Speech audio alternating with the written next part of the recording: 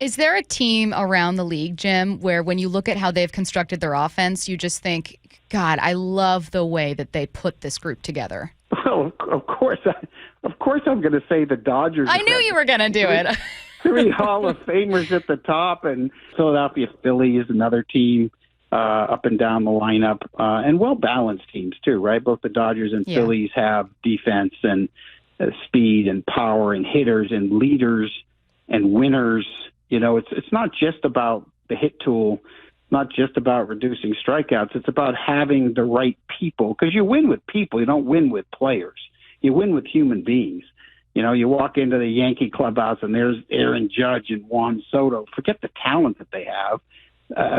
Understand the influence they're going to have on Jazz Chisholm and Anthony Volpe and how quickly they can develop to the next level because they're leading the team.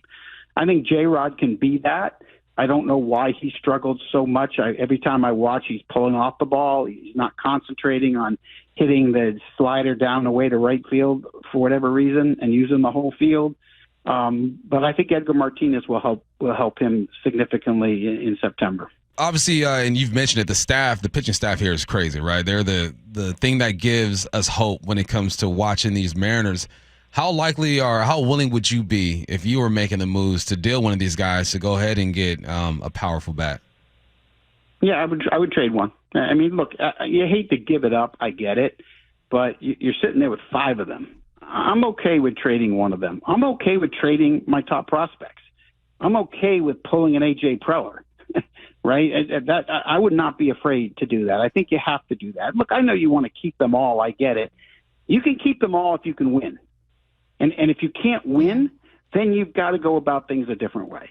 So, yeah, I think it's okay in the offseason if you're going to trade one of the starters. It's going to hurt. You don't want to. But if you get the right hitter and the right bat, you know, build around J-Rod, get two more hitters around J-Rod, and then fill the rest of the lineup up with contact athletes and defense, and you'll be there next year. So, and by the way, the owner's got to go spend a little bit more money this offseason than he did last year. I know he was worried about the streaming rights and television, et cetera.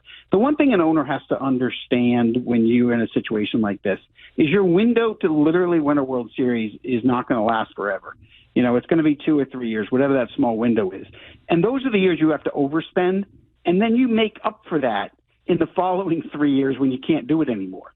Right. So, you know, just to put even numbers there, let's just say you can afford a $120 million payroll. It's okay to spend $150 for 2 years while you have this pitching staff. And then if you have to go down to $80 million the next 2 years to make your bottom line work as an owner, that's okay. That's fine during a rebuilding phase. Yeah, we'll make the numbers work then. But there are times that you have to put winning over the bottom line. You know, I know growing up in the Reds organization, I remember walking down to March Schott once in 1990 when we needed money to get Glenn Braggs and Billy Doran down the stretch. We couldn't afford it. She let us do it, won a world championship. I remember in 1995, I went to her and I said, I need a starting pitcher or we're not going to win, but if we do, I guarantee the playoffs. And went and got David Wells, Mark Portugal, and Dave Berber within 10 days. And we went up to the NLCS and missed the World Series by 4 games. You know, there are certain times where an owner has to step up and say, okay, we're going to go over budget. We're going to make that move. We're going to push this team over the top because I believe in this team and I believe in the front office and I believe in the field manager. And there are times that has to happen. Seattle's offseason, the owner's got to do that this year.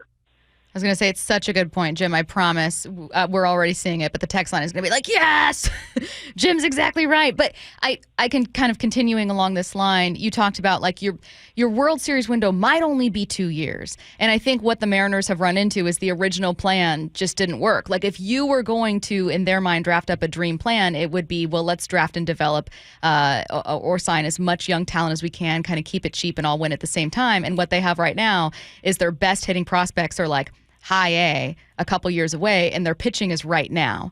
So do you think sometimes GMs, the people responsible for building these teams run into these windows where you have two sides that just aren't meeting? You know what I mean? Like you kind of have to bridge it somehow with free agency. Yeah, I totally get your point, but I think what is unique is when you have a rotation like the Mariners have and the rotation like the Phillies have. You just have to go for it when you have that because you know in October what you can do. And champagne on November 1st tastes so much better than any other time. It just does, even if it's Dom. And so that's kind of how I feel like you have to look at it a little bit differently. And as I said, okay, maybe the owner has to go sign Anthony Santander to hit in the middle of the lineup. Maybe Jerry has to trade those 2 prize prospects, an A-ball and one of his prize starters, to be able to get the 3 bats to turn this thing around. But it's worth it when you have a chance to legitimately win, because it's not about building when you're this close. Right. It's about closing.